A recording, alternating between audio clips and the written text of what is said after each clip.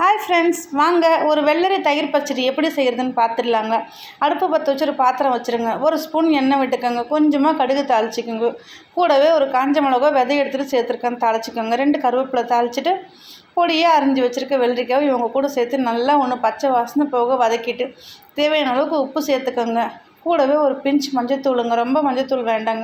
நல்லா கிளறிட்டு தண்ணி தெளித்து வேக விடுங்க. வெள்ளரிக்காய்க்கு மசாலா வேணும் இல்லைங்களா, அதை அரைச்சிட்டு வந்துடலாம் வாங்க. தேவையான அளவுக்கு கொஞ்சமாக தேங்காய் எடுத்துகிட்டு கொஞ்சம் கடுகு, கொஞ்சம் சீரகம், தயிரே சேர்த்து அரைச்சிக்கோங்க. தண்ணி சேர்த்து அரைக்க வேண்டாங்க. காரத்துக்கு 2 பச்சை மிளகா. நைஸாக அரைக்காதீங்க, குறைன்னு அரைச்சிக்கோங்க. நல்லா தயிர் தேவையான அளவுக்கு விட்டு அரைச்சிட்டு வெள்ளரிக்காய் வெந்த உடனே இந்த மசாலாவை அவங்க கூட சேர்த்து நல்லா கிளறிடுங்க. தேங்காய் தயிர் ஒன்றா இருக்கிறதுனால ரொம்ப கொதிக்க வேண்டாங்க. ஒரு கொதி வந்த உடனே ஒரு ஸ்பூன் தேங்காய் எண்ணெயும் கொஞ்சம் கருவேப்பிலையும் சேர்த்து நல்லா கிளறிட்டு எடுத்து சர்வ் பண்ணுங்கள். சப்பாத்திக்கும் காரக்குழம்பு வச்சோன்னு சொன்னால் இவங்க காம்பினேஷன் செம்ம சூப்பராக இருக்குங்க. ஒரு வாட்டி ட்ரை பண்ணி பாருங்கள். எங்கள் வீடியோ பிடிச்சா லைக் பண்ணுங்கள்.